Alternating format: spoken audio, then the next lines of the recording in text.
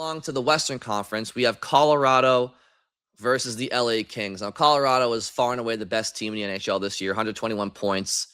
The Kings, they kind of limped into the postseason with 90 points.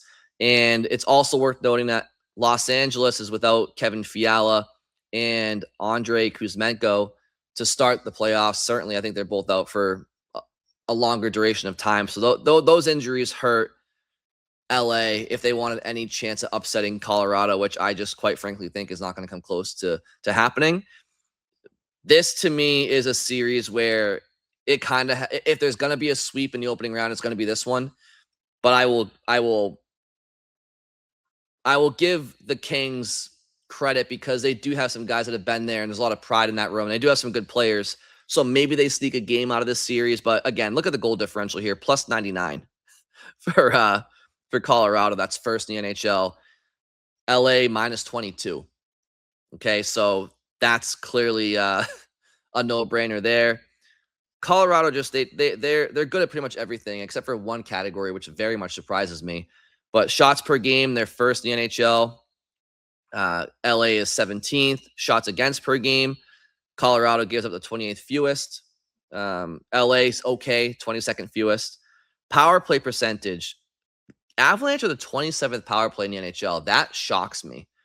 27 out of 32. When you have Nathan McKinnon and Marty Necas and Cale Makar just to start with, I don't know how you could possibly be the 17th power play or 27th power play in the league, but they are.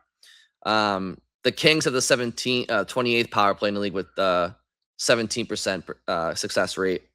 Penalty kill, Colorado, first penalty kill in the league, clicking at 84.6%, and they are the least penalized team. So they have the discipline and the penalty kill to go along with it. Meanwhile, the Kings have one of the worst penalty kills in the league, 30th overall, 74.6%. So if Colorado's power play is going to have success, it's going to be against one of the worst power play penalty kills in the league. So I'm going to go Avs in 5 here. I'm not going to overthink it. I kind of wanted to say a sweep, but I have too much respect for these NHL teams that I'm probably never going to predict a clean sweep. So I'll go Avs in 5. Next, we have Vegas versus Utah. This one's interesting to me, but I'm going to go Vegas in 7. I think both teams are pretty close in a lot of areas.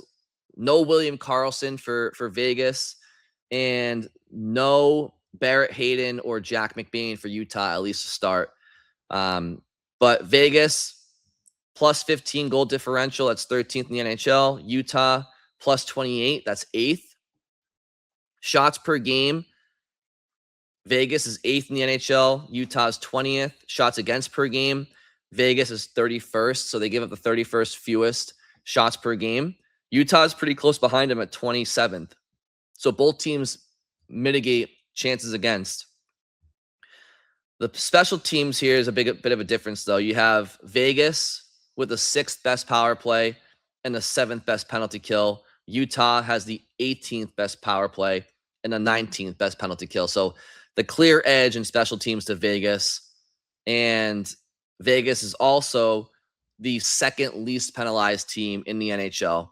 So when you talk about the home ice advantage that Vegas has, and you talk about their experience and their high-end skill, even though Utah has a lot of skill themselves too, but when you talk about experience, high-end skill, home ice advantage, and special teams, I'm going to go Vegas in 7 here. So I have Colorado and Vegas in the West so far. Let's go over to Edmonton versus Anaheim. Edmonton was 2nd in the Pacific, Anaheim 3rd in the Pacific, 93 points for Edmonton, 92 for Anaheim. And, this one comes down to me, Anaheim's a really good young team. I think they're really promising, but I just don't think you beat Connor McDavid in the first round. I will say there's reasons why Anaheim could win, and it starts in goal. Lucas Dostal is far and away better than Tristan Jarry, and Edmonton, just for the life of them, can never figure out their goaltending. But ultimately, Anaheim's numbers aren't that impressive. They are a minus 15 on the year goal differential. That's 19th in the NHL.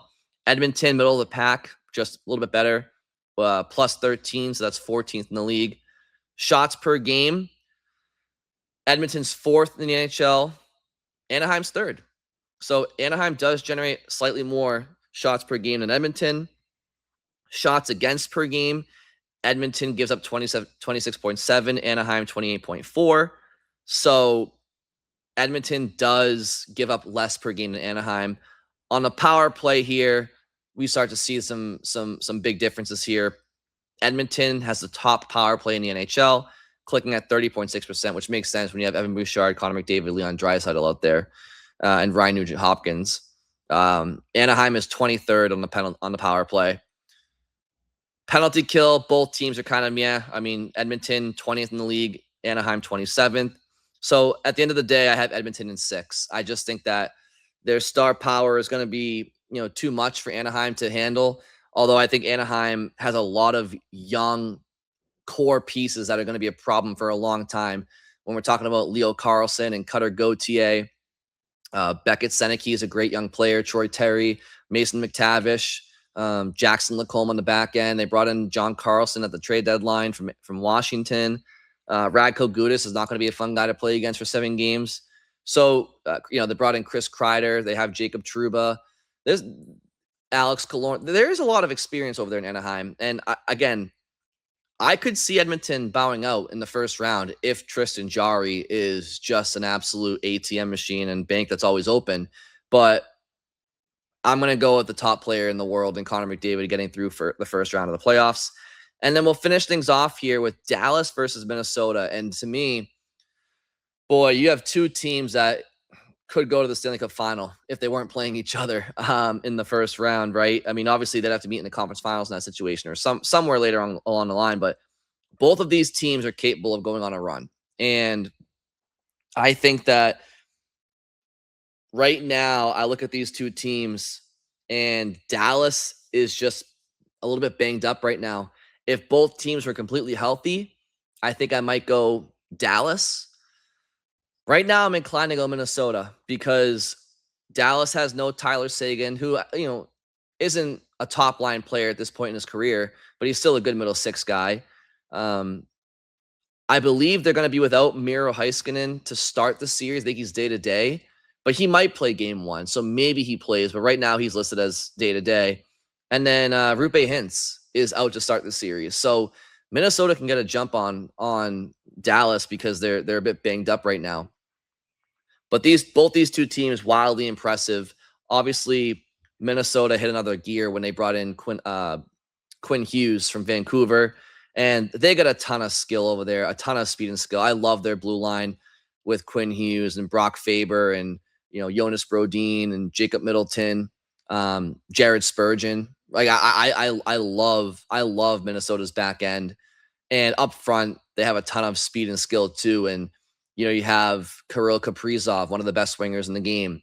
You have Matt Boldy, an emerging star, and he really bursted onto the scene in 4 Nations and certainly the Olympics. Matt Zuccarello is a great player, been around for a long time.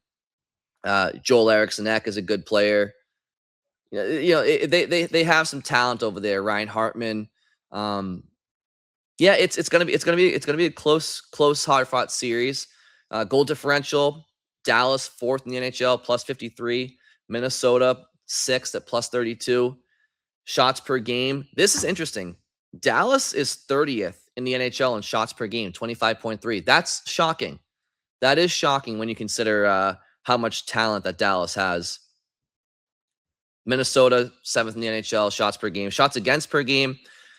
Dallas 26th, fewest. Minnesota 9th. So Minnesota does give up their chances, their fair share. On the power play, Dallas is 2nd, Minnesota's 3rd. On the penalty kill, Dallas is 13th, Minnesota 16th.